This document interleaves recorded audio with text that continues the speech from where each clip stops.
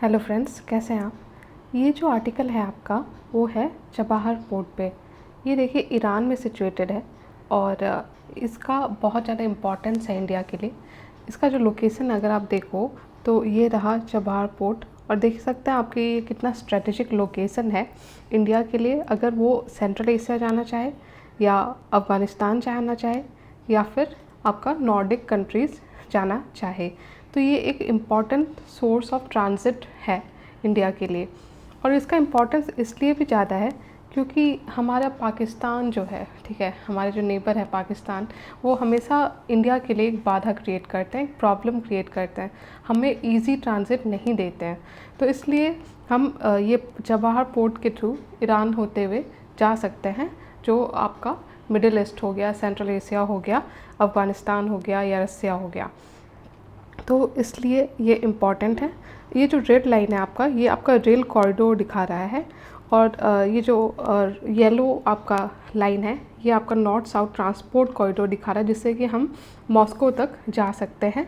उसी तरह जो अज़्बाघाट एग्रीमेंट के थ्रू हम जो आपका बेसिक जो हम लोग का ट्रांजिट है वो बेटर करने के लिए जो हमने एग्रीमेंट किया था, उसके थ्रू हम ये जो एरिया है उसको कवर कर सकते हैं। तो ये सारे कनेक्टिविटी प्रोजेक्ट्स हैं जो इंडिया के लिए इम्पॉर्टेंट है, जिसमें आपका नॉर्थ साउथ ट्रांसपोर्ट कॉरिडोर हो गया, अज़्बाघाट एग्रीमेंट हो गया। इसको भी हम डिटेल में आर्टिकल में पढ़ लेंगे। तो ये आपको ब्रीफ मैंने बताया चबाहार पोर्ट के बारे में।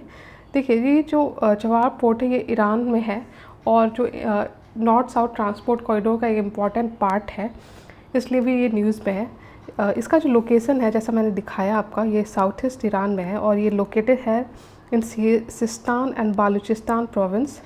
और ये ईरान का एकमात्र डीप सी पोर्ट है जो कि डायरेक्ट एक्सेस देता है ओशन का, मतलब ईरान को डायरेक्ट ओपन एक्सेस देता है to transit with different countries. तो एक तरह से ये ocean route, important ocean route पे लोकेटेड है, बहुत स्ट्रेटेजिकली लोकेटेड है, आप देख सकते हैं। और जो आपका INSTC है उसका ये इम्पॉर्टेंट पॉइंट है। ये जो बेसिक आपको इन्फॉर्मेशन होना चाहिए चबाहार के बारे में, ये वो है।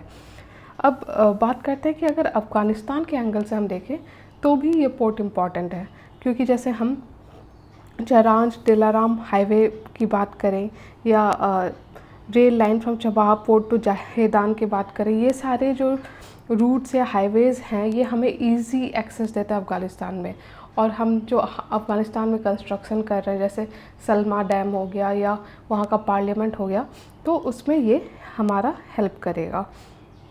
उसी तरह अगर जियोपॉलिटिकल सिग्निफिकेंस देखें, ठीक है, ये जो पूरा लोकेशन है आपका, तो आप देख सकते हो कि ये कितना इम्पॉर्टेंट लोकेशन है इसका, जिससे हम जारांज फिर दिलाराम जो कि अफ़गानिस्तान में सिचुएटेड है उससे कनेक्ट कर सकते हैं। तो जियो स्ट्रेटेजिकली या जियो पॉलिटिकली अगर हम कहें तो पहला तो ये हमारा जो ईरान के साथ है वो रिलेशनशिप बेटर करेगा। ईरान के साथ हमारा बायलैटरल ट्रेड और ज़्यादा डीपन अप होगा, क्योंकि हमारा बहुत ज़्यादा पुराना दोस्त रहा है ईरान। और पाकिस्तान को बैलेंस आउट करने में भी इस पोर्ट का इम्पॉर्टेंट रोल है, क्योंकि जिस तरह से पाकिस्तान हमें रोकता है, इजी ट्रांजिट नहीं मिलता हमें पाकिस्तान के कारण, तो उस जो ड्रॉबैक को ये पोर्ट हमें ओवरकम करने में हेल्प करता है। उसी तरह ये एक सी बेस्ड ट्रेड रूट है जो कि आपका इस्टेब्लिश करेगा वेस्टर्न और सेंट्रल एशिया का हमारा कनेक्शन, और हमें पाकिस्तान को क्रॉस करने की भी ज़रूरत नहीं पड़ेगी। तो इसलिए हमारे लिए इम्पॉर्टेंट है।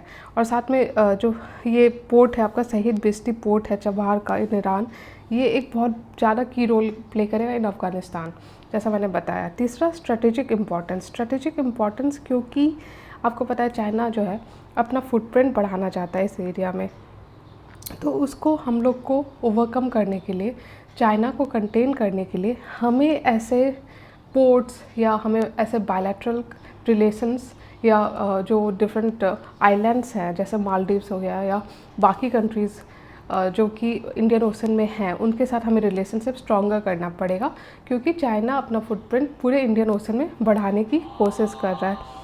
उसके अलावा ह्यूमैनिटेरियन ऑपरेशन में भी हेल्प करेगा, यानी कि जो भी हम मिडिल ईस्ट में हो गया, सेंट्रल एशिया में कोई अगर ह्यूमैनिटेरियन ऑपरेशन है तो उसमें हेल्प करेगा। नेक्स्ट है इंडो पैसिफिक स्ट्रेटजी। जो हमारा इंडो पैसिफिक स्ट्रेटजी है, अगर हम उसको स्ट्रॉन्ग बनाना चाहते हैं इंडियन ओशन रीजन में, तो उसमें आपका चबाहर पोर्ट का इम्पॉर्टेंट रोल है। उसी तरह जो बाकी हमारे एग्रीमेंट्स हैं, चाहे अज़वागाट एग्रीमेंट जैसे मैंने दिखाया, या INSTC कॉरिडोर हो गया, या फिर आपका अफ़गानिस्तान का में जो कंस्ट्रक्शन है, उसमें भी स्ट्रेटेजिकली ये पोर्ट हमारे लिए इम्पॉर्टेंट है। तो ये कुछ 5 पॉइंट्स हैं जो आपको ध्यान देना पड़ेगा। उसके अलावा फिर लेकिन बात है कि चैलेंजेस भी हैं हमारे लिए, जैसे कि ईरान का जो पूरा स्टैंड है। देखिए US और ईरान के बीच में रिलेशनशिप अच्छा नहीं है, आपको पता है, और इस बात को यूज़ करता है चाइना। ठीक है, चाइना ईरान के साथ अपना रिलेशनशिप बेटर कर रहा है, और ये हमारे लिए एक ड्रॉबैक की तरह काम कर सकता है। और साथ में एक मेजर प्रॉब्लम इंडिया के साथ रहा है हर प्रोजेक्ट में, सिर्फ चबाहर नहीं बल्कि बाकी प्रोजेक्ट्स में भी, कि इंडिया बहुत स्लो रहा है। इंडिया बहुत ज़्यादा स्लो रहा है अपने फंडिंग के बारे में, अपने प्रोजेक्ट एग्जीक्यूशन में। तो इस कारण से ईरान थोड़ा सा इरिटेट होता है जब देखता है कि इतने स्लो स्केल पे कंस्ट्रक्शन का काम हो रहा है। इतना ज़्यादा कि उसने खुद ही काम करना स्टार्ट कर दिया था। उसने रेल लाइन कंस्ट्रक्शन स्टार्ट कर दिया था ऑन इट्स ओन। दूसरा है आपका US सैंक्शन। आपको पता है US ने बहुत सारे सैंक्शन लगा के रखे हैं ईरान के ऊपर उसके न्यूक्लियर प्रोग्राम के कारण। तो US का सैंक्शन भी हमारे लिए एक ड्रॉबैक की तरह काम करता है, क्योंकि इवन दो हमने रिलीफ ले लिया है, ठीक है, हमने US से परमिशन ले लिया, स्पेशल वेवर ले लिया, लेकिन तब भी जो भी हम मान लीजिए कोई मटेरियल वहाँ के लिए इंपोर्ट कर रहे हैं कहीं से, तो उसमें प्रॉब्लम होता है। उसके अलावा जो इस्लामिक रेवोल्यूशन गार्ड कॉर्प्स है जो कि इन्वॉल्व होगा इसमें, उसका जो लिंक है, ठीक है, US उसके ऊपर बहुत सारे सैंक्शंस लगा के रखा है, ये जो आपका इस्लामिक रेवोल्यूशन गार्ड कॉर्प्स है उसके ऊपर। और ये सैंक्शन के कारण हम थोड़ा हेजिटेंट है कि हम कंस्ट्रक्शन करें या नहीं करें। उसके बाद तीसरा है कि ईरान बहुत ज़्यादा क्लोज जा रहा है चाइना के।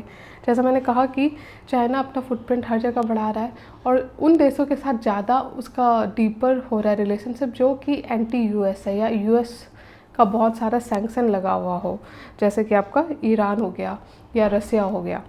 तो इस तरह से ये सारे चैलेंजेस हैं, ये 3 चैलेंजेस आपको ध्यान देना है। उसके बाद अगर हम बात करें कि आगे कैसे बढ़ना है, इंडिया को एज अ होल आगे कैसे बढ़ना चाहिए, तो देखिए जो हमने प्रॉमिस किया है, जो हमने टाइमलाइन दी है, जो हम बात किया है हमने कंस्ट्रक्शन का, उसे कंप्लीट करना चाहिए, उसे टाइमली कंप्लीशन करना चाहिए।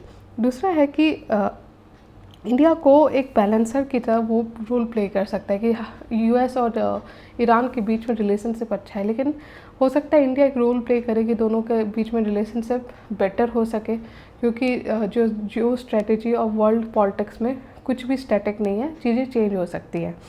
उसके अलावा हमें जो बाकी देशों के साथ भी जो भी पोर्ट्स हैं वो ऑपरेशनलाइज करना चाहिए।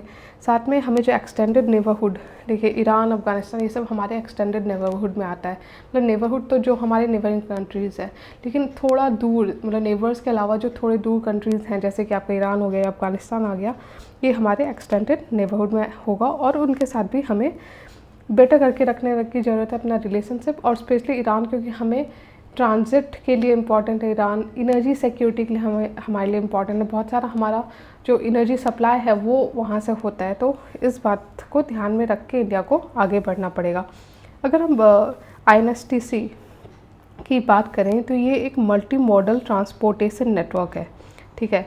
इसमें मतलब कि अलग अलग मोड ऑफ मतलब कि कनेक्शन होगा, जिसमें आपका रेल भी होगा, रोड भी होगा, फिर वाटरवेज भी होगा।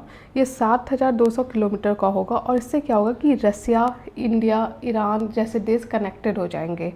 ये आपका इंडियन ओशन से लेके कैस्पियन सी से लेके फिर पर्शियन गल्फ होते हुए रसिया को कनेक्ट करेगा।